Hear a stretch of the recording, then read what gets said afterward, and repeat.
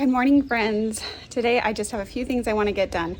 Two, specifically, I want to get a bunch of stuff harvested that is ready.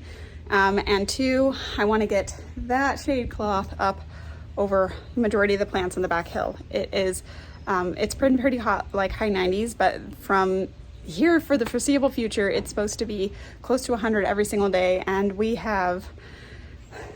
this is what every day looks like. We don't get clouds, we don't get rain.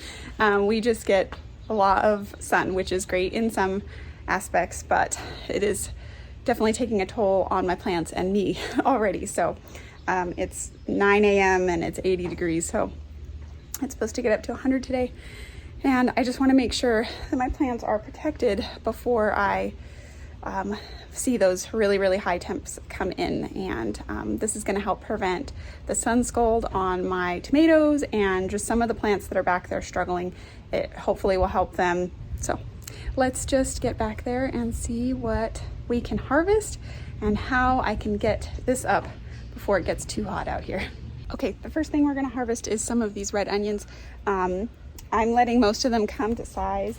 I don't know if you guys can see this guy right here, but this is a pretty decent size onion. So I'm letting the onions that look like that stay in a bit longer because they're not quite ready to be pulled.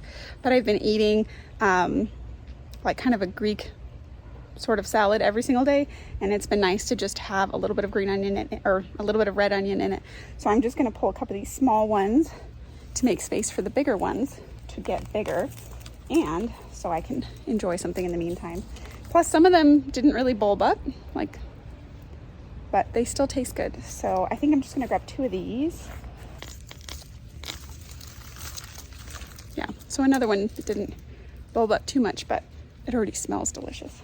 All right, next we're gonna get these Roma tomatoes, and I'm trying to grab all of them that are even remotely ripe. So if they're even orange, I'm gonna get them, because once I put this shade cloth up, it's really hard to get in here like on a regular basis and get them right when they turn red. So I'm okay grabbing them when they're a little bit underripe, and then little praying mantis, and then just letting some of them ripen more on the counter.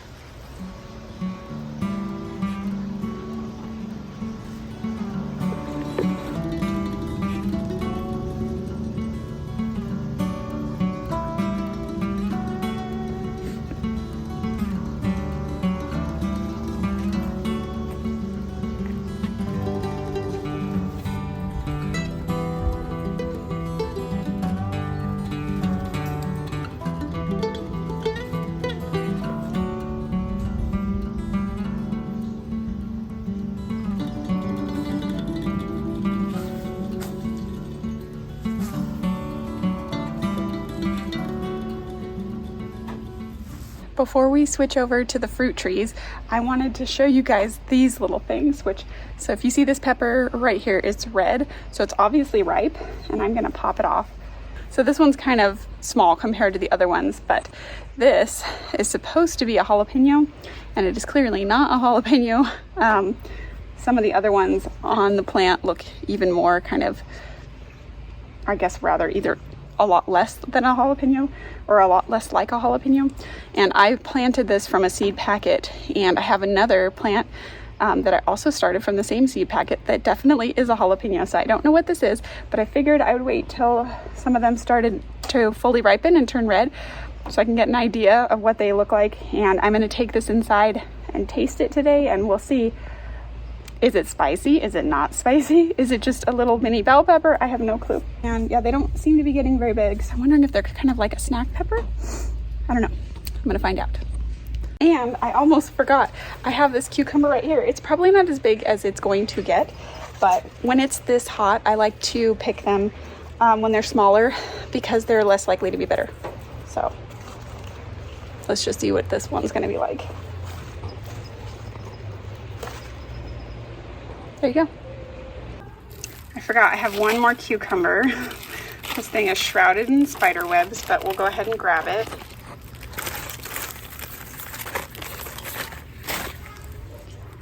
I don't know, that might be really bitter because you can see how yellow it's already turning, but we'll find out.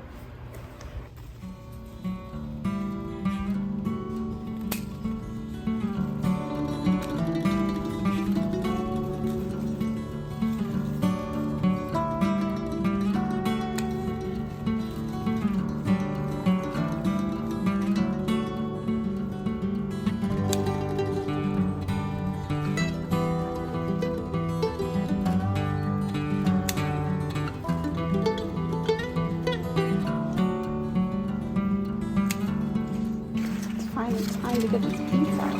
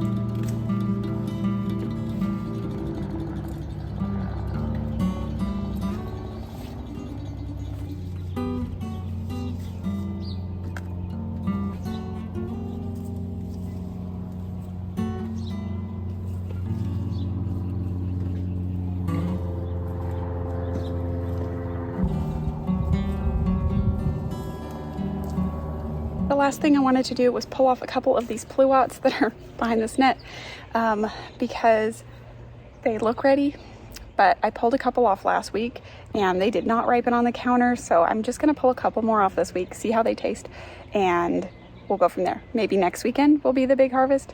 I don't know. I kind of hope not because it's supposed to be like 105 next week, but we'll see. So let's just get in here and see what we can grab. They're pretty well netted, so I'll take you inside.